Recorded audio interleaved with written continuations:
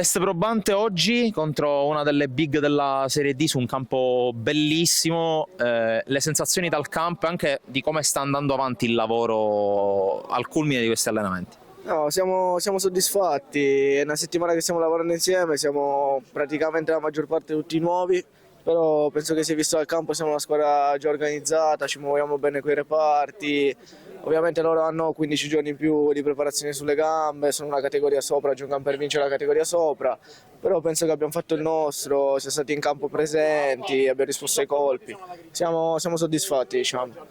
Ecco, in generale sta avvenendo su una bella squadra in un campionato difficile come l'Eccellenza. Come vi sentite voi anche a giudicare da come sta crescendo la squadra? C'è stata la notizia dell'arrivo di Figarrotta, un valore aggiunto. No, è un bel acquisto sicuramente Figarotta, la società si sta muovendo bene, ha fatto una dose importante e noi dobbiamo rispondere sul campo.